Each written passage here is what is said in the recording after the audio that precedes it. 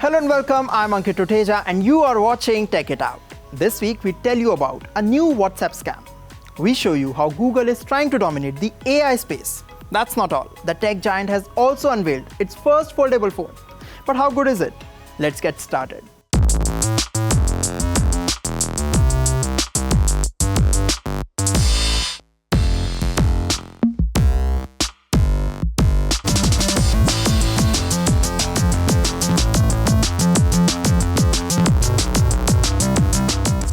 On Tech It Out, we keep warning you about online scams and other cybercrimes that can rob you of your hard-earned money.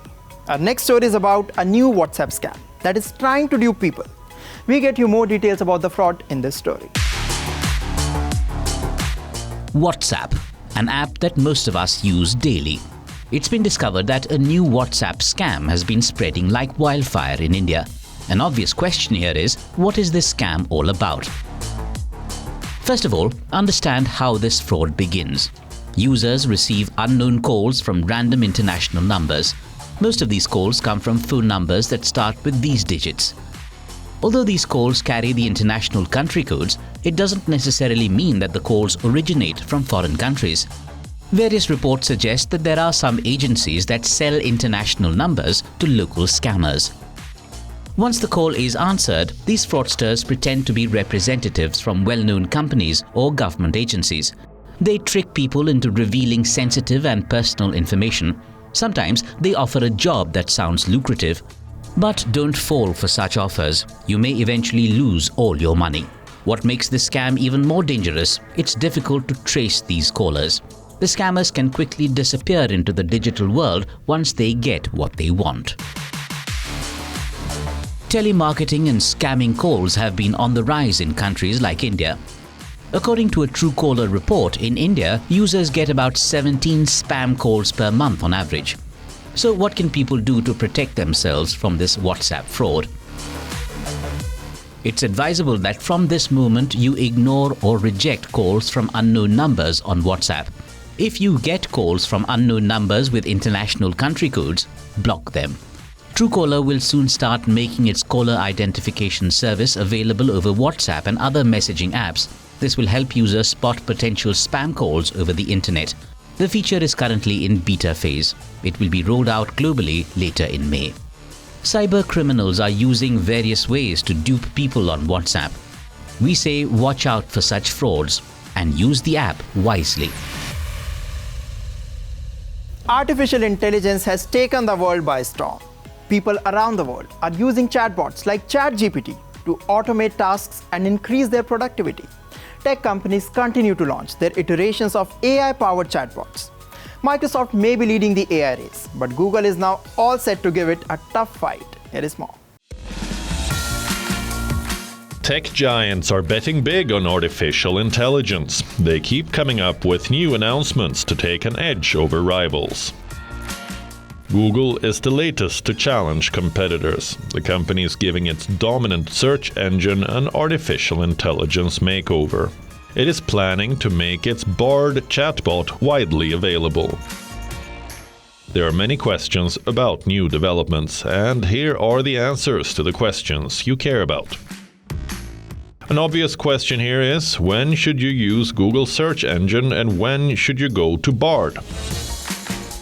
The traditional Google search should still be used for finding and seeking information, such as locating something to purchase. Bard is a chatbot with a persona that can hold human-like conversations.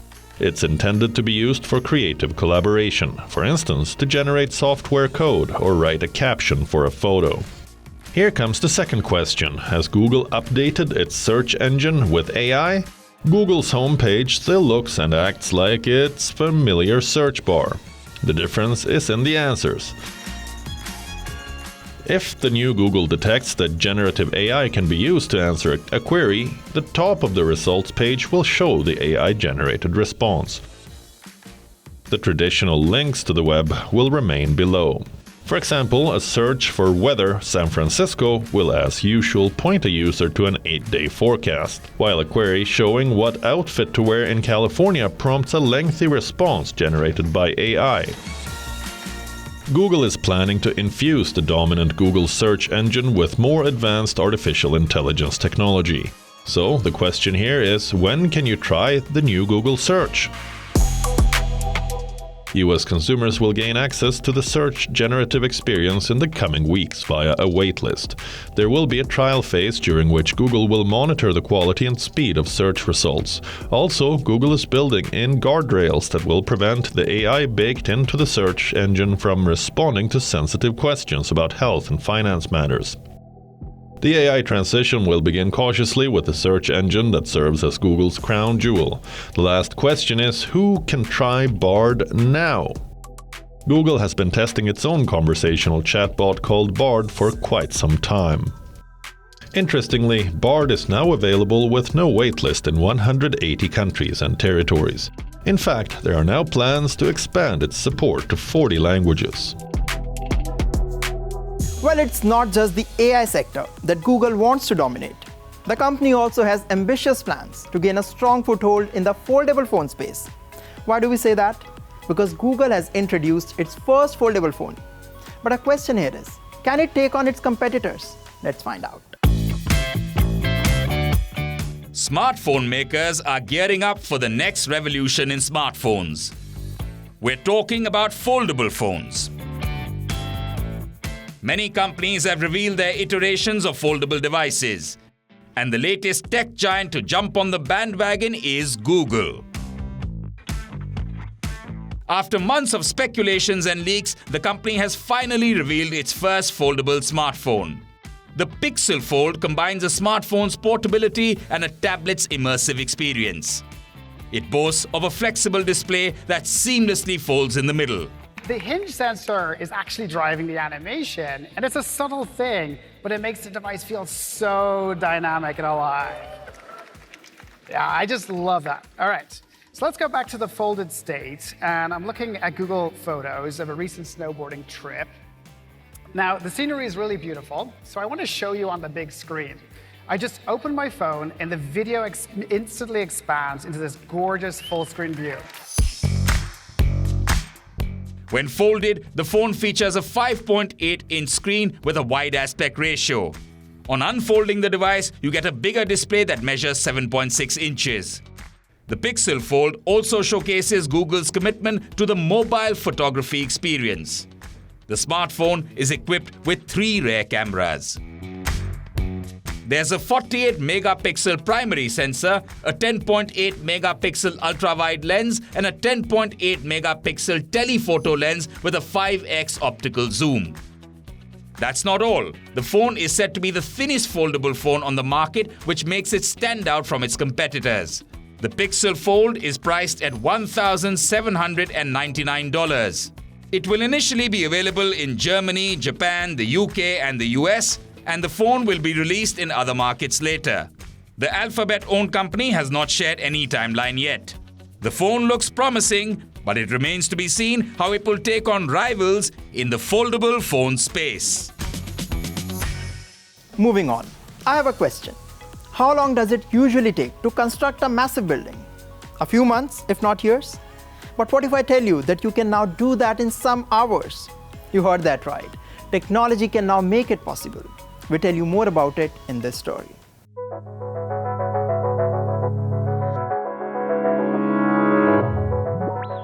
It was only a few years ago when 3D printing was considered a novelty.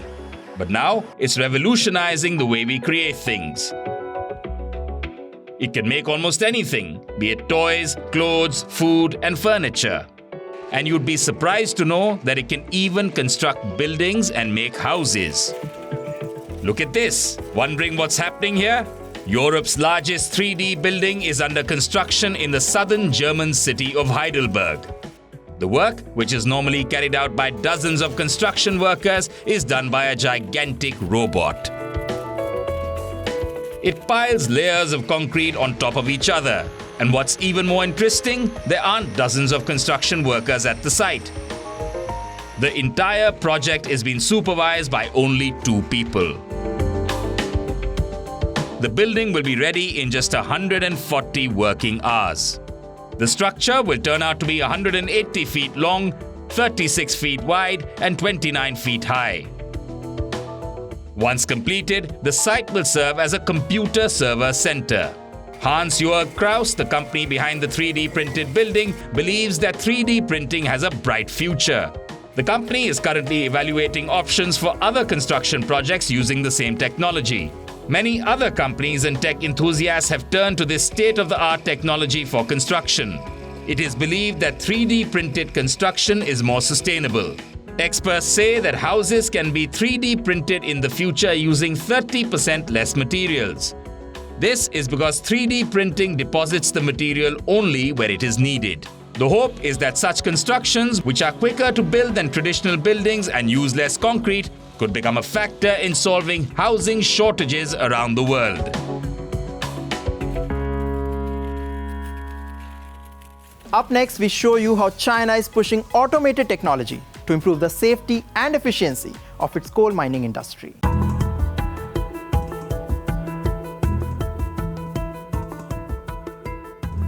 Coal is a dirty source of fuel.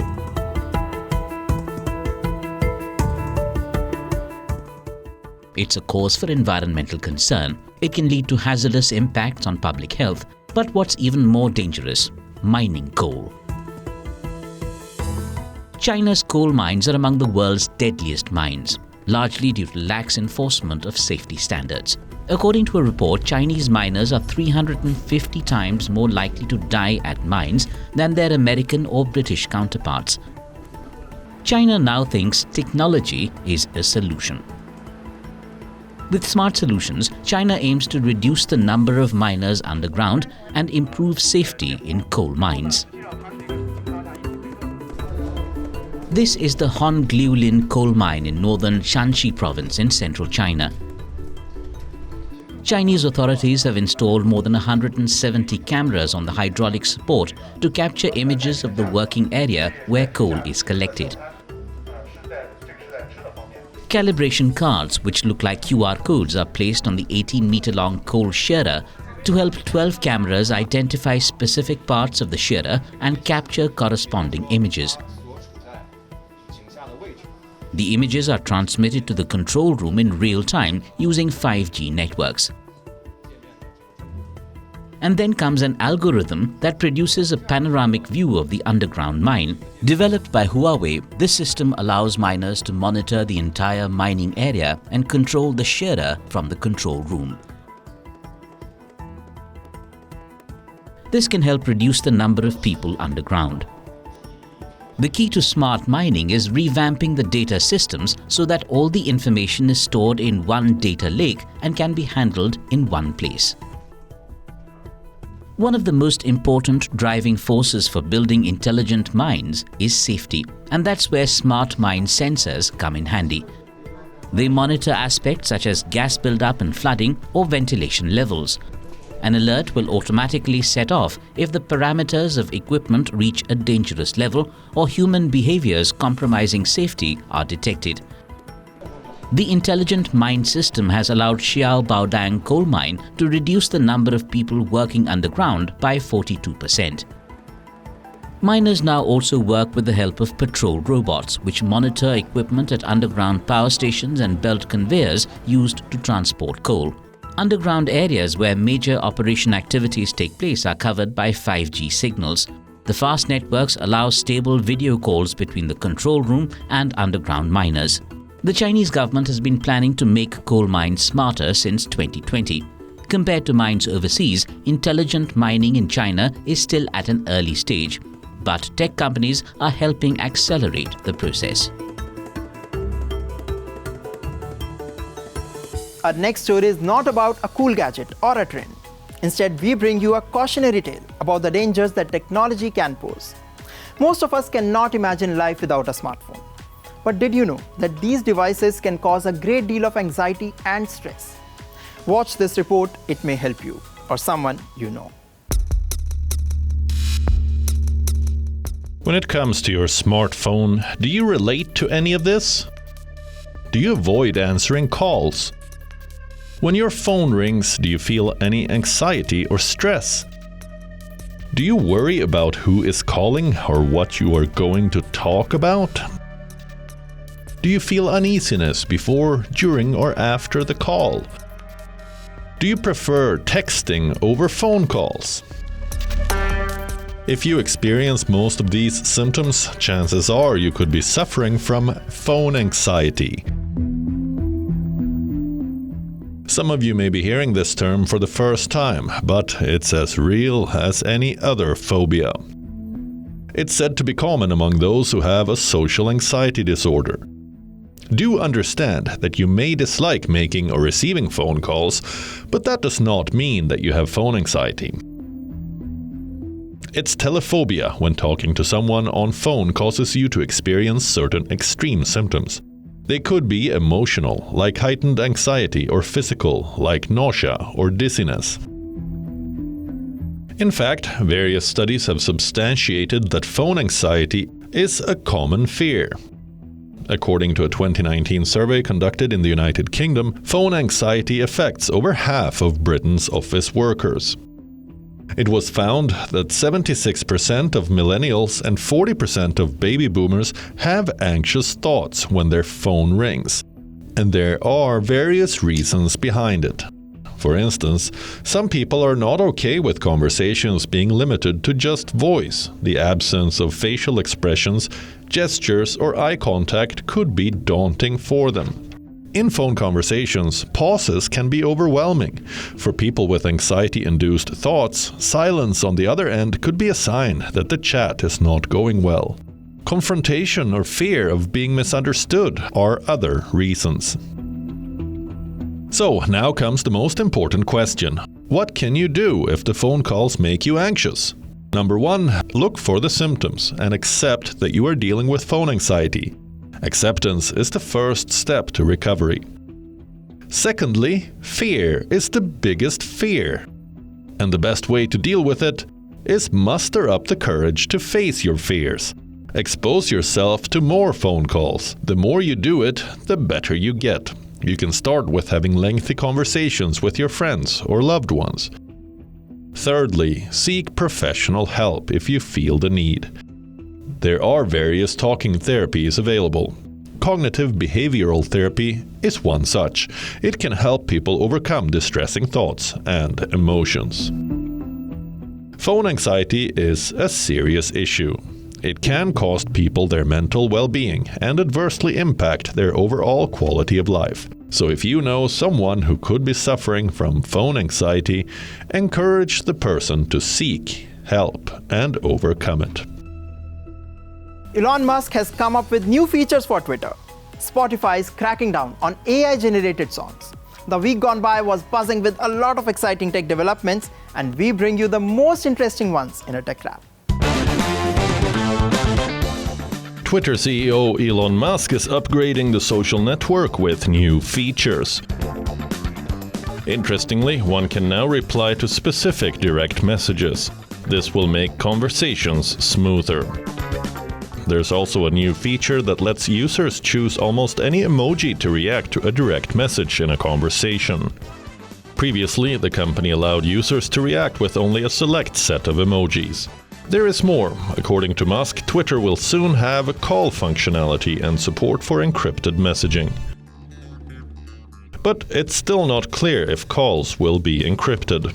The call feature on Twitter will bring the microblogging platform on par with social media applications such as Facebook and Instagram, which already have similar features.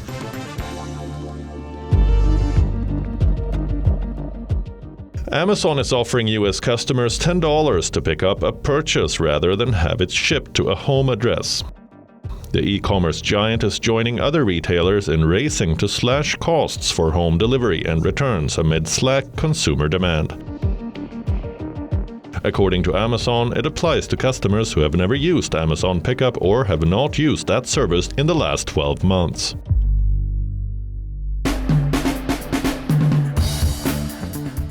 There is no doubt that social app Discord is popular with gamers, but it seems longtime users of the app are not happy with a recent change.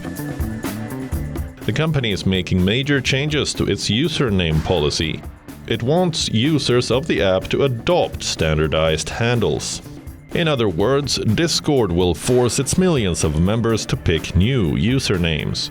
Now, it remains to be seen if the change will escalate into all-out warfare that could include players threatening one another in order to seize control of popular names. The issue may sound trivial compared to real-life concerns, such as mass shootings and killer storms, but it's a big deal for people who rely on the mid-sized social network to recruit fellow gamers, swap virtual weapons, and organize strategy in multiplayer games.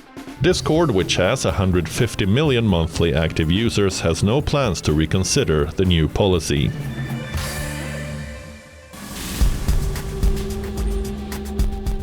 Spotify is removing music tracks made with the use of artificial intelligence. According to a report, the music streaming service has taken down tens of thousands of songs generated by AI startup Boomi. Users are using AI tools to generate music. Those tracks are then released on streaming services. What do they get in return? Royalty payments. According to Spotify, the removal of AI-generated songs allows the company to protect royalty payouts for honest and hardworking artists.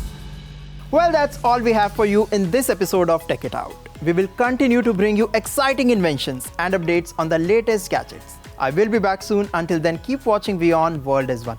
And yes, don't forget to follow us on social media. For now, it's me, Ankit Tuteja, signing off.